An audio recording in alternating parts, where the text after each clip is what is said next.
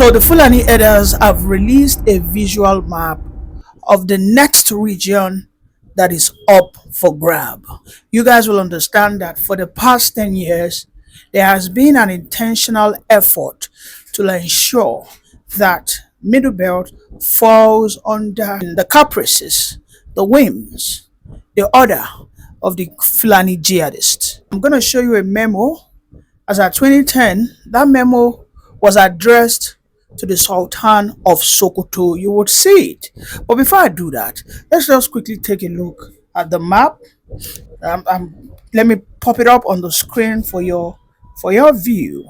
Now you can see that right there on the screen you have a map, right, that is showing that this region between Kogi South and Enugu, right? In that place you have Adani, you have Nimbo, you have, pardon my Igbo, you have Inkwelegui, right? Then in another map again, you have another one that is showing Ehamufu, Utonkon, right? Upper Agila. Now these are areas that borders the territory of Kogi, Benue, Enugu, and Ekiti. Now, why are these areas strategic? First and foremost, you must understand that this area are highly rich in greenery. They have high, very vast forest, very vast, area of grasses and greenland. Most importantly, the areas in the places of Ehamufu, Adani in Enugu, and even in Kogi South. These are areas that are rich in natural rare metals. And indeed, whatever you plant in these areas will germinate. There you have it, the visual map of the next region that is bandits are planning to attack. And indeed, now they are now sending letters. All right, they are now sending letters to the people of those areas. They are being told to vacate. This is how it started in Benue. When the issue of the Middle Belt all started, I told you that I was going to show a parcel, a memo, just as you have on my screen there. This was addressed to the then Sultan as at 2010, wherein deliberations were made that the Fulani jihads needs to be reactivated. This stopped as at in the early 20th century, but now that we're in the 21st century, the few 100 years later, as at 1904, it stopped.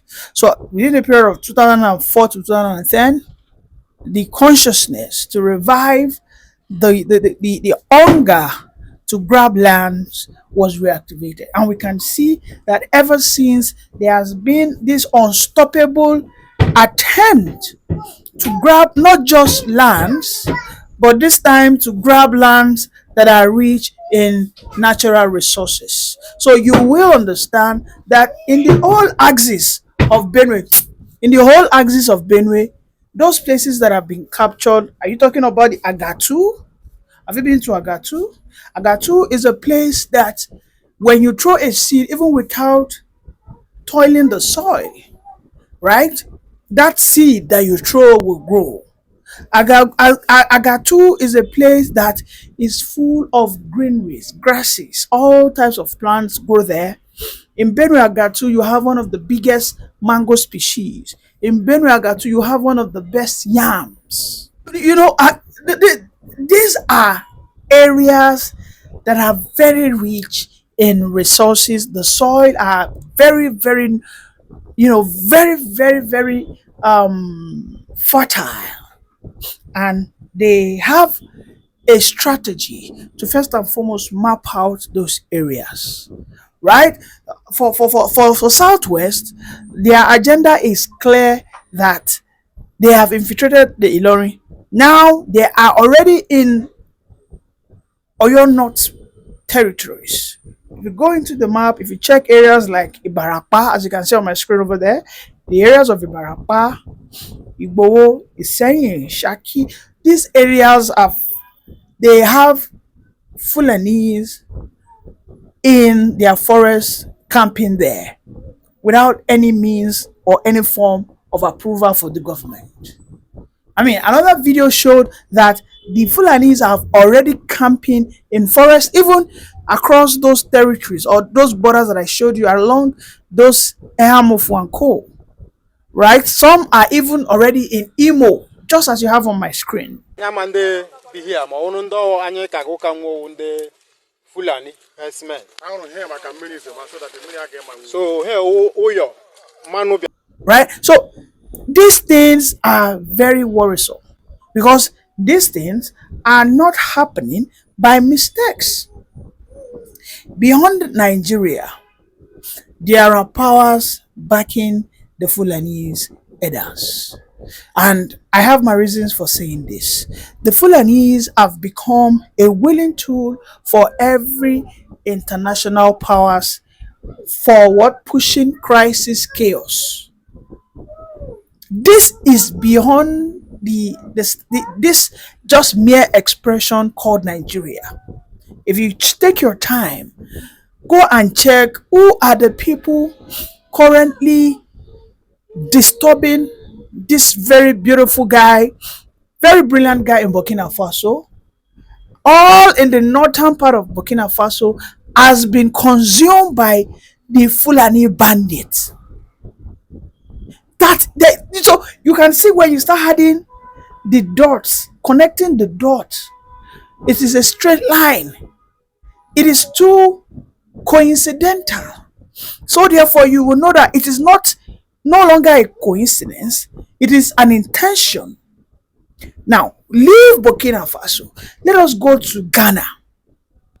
In the northern Ghana, they have a similar issue that the Fulanis over there, they consistently have what we call the farmers' elder clash. Then over time, when the government began to intercede, the government pushed for a bill to ban open grazing, saying that you need to get a land to ranch. Then we started seeing all manner of attacks on the farmers within that northern part of the Ghana. Today, there is a serious law that is stopping open grazing, that is fighting, curtailing the cattle headers in northern part of Ghana. We must understand that the invasion of the Fulanis into the west part of Africa was an intention by the Western nations. The Western nations have an intention to invade Africa. But most importantly, when they were getting into West Africa, these crops of people who came down from a mixture of, they call them Moors, right? Moors, because they like Arabs who invaded Spain in the days of the Turkish Empire, when they were having the Ottoman Empire. So these were some distant descendants of the Ottoman Empire, and they were largely known as the Berbers. Berbers are nomadic in nature, and they are largely weapons of warfare. What do I mean weapon of warfare? They burn. They are better to fight wars. They are better to live in the forest, and this is why their own culture and mentality has always been never to be too materialistic. So whatever wealth of a Fulani man is converted into his cattle. Are you with me, please? So a Fulani's wealth is largely converted into his cattle. So if he has money, he will rather buy cattle. Those cattle represent how worthy he is. So whenever he needs to go into battle, the cattle will be in the forest, probably being guarded by his sons. He go and battle them, because people would largely not have that foresight of that understanding that This is where he has based his wealth. So the origins and the characteristics of the barbarians, right, is what we exactly have in the Fulani's headers today, who are largely known as the Bororo Fulani's. The Bororo Fulani's are the ones that, they are so lanky. Some of them could be light skin and some could be dark skin, but they are always the radicals amongst the Fulani species or varieties. All right, so they are born as machineries for warfare, and this is why the Western imperialists have seen this, and they seems to be the one troubling the axis of West Africa.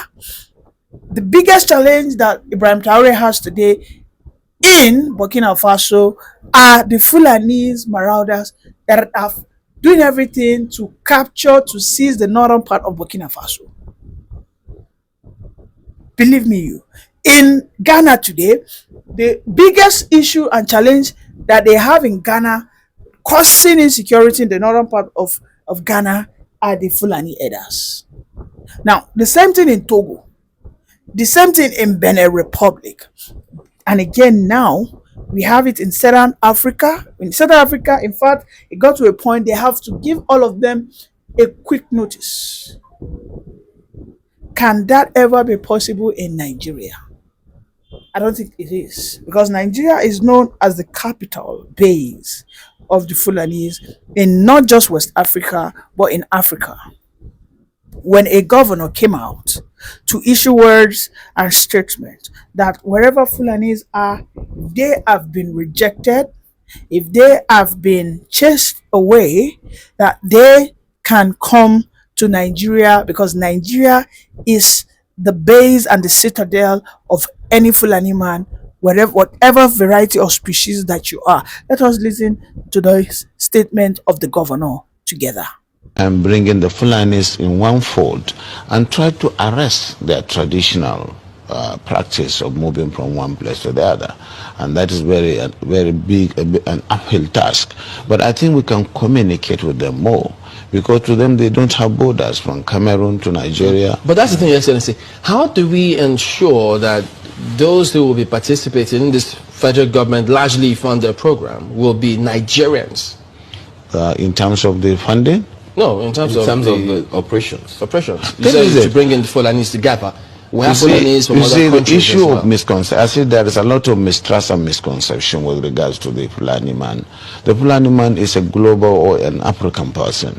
He moves from the Gambia, from Senegal, and his nationality is just a Fulani man. And as a person, I may have my relations in the Cameroon, but they are also Fulani men. I have relations because from the maternal side, I'm a Fulani man. And that is why we want to educate people. A Fulani man sees himself as a Bayelsan, as somebody coming from the Niger Delta, because he speaks the Niger Delta language, which you and I don't. And of course, we would have to just take this as part of our own heritage, something that is African, and that we cannot just close the border and say the Fulani man is just a Nigerian or this. No. In most cases, the crises are precipitated by those outside Nigeria. When there is a reprisal, it is not the Fulani man within Nigeria that causes it. It is that culture of getting revenge, which is embedded in the tradition of the Fulani man, that attracts reprisal from all over the If I understand, does that mean that those Fulani men who are maybe domiciled in other countries, who move around, they can come into the country and this plan will accommodate them as well? Yes, that's what we want to do. But it has to be done through sensitization, telling them you have to buy in the project, and you use the language, the culture itself, to be able to convince them away from the mistrust where the whole system of transhumance or pastoralism is criminalized. Criminalization of pastoralism is the problem that we have with this project. And And it requires people with passion who understand them and who they believe in, people like us from that part of the country, to say, yes, we have this. Because today there is no limit to the accusation that this and that has happened and it is the Fulani man who caused it. There is no tribe that is not, that you don't have this criminality in. But certainly the way and manner we do it is really exacerbating the crisis and the problems. Will there be any form of documentation of all the people that will be, will yes, be we are within that? Oh yes, that is going to give Nigeria the opportunity to really have the best in terms of documentation in the demographics. Because, as I said, the Fulani man settles anywhere he can feed his cattle. And so, if they are put in one place and they are made to understand that this is to save them and their animals, they are exposed to the vagaries of the forest and what is going on, cattle rustling, killings and what have you. And that's why it is important for them to understand that staying in one place is good. And of course, in terms of the best practice of carrying the meat, the cows and the let's stay with that security angle for a bit. Is there going to be, this plan going to be a fenced enclosure where anyone who comes in is secured, so there is no one that can just come in from anywhere else? No. It is going to be a colony, and a colony does not require a fence. You will understand the reason. You will understand the reason why people are concerned, because of all the security issues that have been happening over time. So if that's... These forests are there anyway. If you don't occupy them and create a colony out of them, they create places for the criminals. Yeah. And today, that's why you have the Sambisa forest, because it is not being utilized. But Your Excellency, much as yes, I mean, they are fantastic. We have met a lot of them who are Fulani's as well. But the concern too is, why should federal government use resources for this country to accommodate Fulani men who are not Nigerians? You see, as I said, we are already accommodating them. Do you delineate and then really know who is not a Fulani man from Nigeria? They are all Nigerians, because I said their identity, their own citizenship is Nigerian, even though we have relations all over the world, all over Africa. And so, presumably they are Nigerians. I think you get me. That is the misunderstanding. They move from one place to the other, and they have relations, kith and kins in all the parts of the country and even outside the country. So that is why our own population is fluid. You can certainly not say this is the population of Nigeria. So this issue. Welcome back. We have to be quite clear here. The Fulani's have been able to record their biggest success in no any other country than Nigeria. Even in the Senegambia, within the axis of Burkina Faso, northern Ghana, down to Mali, they have never recorded this massive success like they do in Nigeria. And the question is why? The reasons are simple. First and foremost, the Fulani's have always had the backing of the British colonial masters. Back in the day, within the period of 1890 to 1914, then to 1941, the Fulani's, when the British came on board, they met them having a very established Islamic empire, and they found out that the Fulani's were the ones who were in charge. They saw that they have been able to install what we call a law and order, which is based on the feudal lord system, which is whatever the Sultan says, everybody follows. When the British people saw this, they decided to say, okay, you know what? We will enshrine or enthrone to you the political power of this nation. Even though when we look at your educational qualities, when you look at your educational exposure, you might be behind, but one thing is sure, you have very large number of populations that are largely uneducated that you command, and whoever commands the crowd should command the politics. Then they brought the issue of the northern hegemony, and that is why we are here today as a country. The Bala Mohammed, who has extended an invite to every rejected foodie, that means any rejected Fulani in any country that they might find yourself, maybe in Libya, maybe in Ghana, maybe in Togo, maybe in Senegal, maybe in Gambia, maybe in Guinea. All they need is follow the Sahel path and find your way to Sokoto.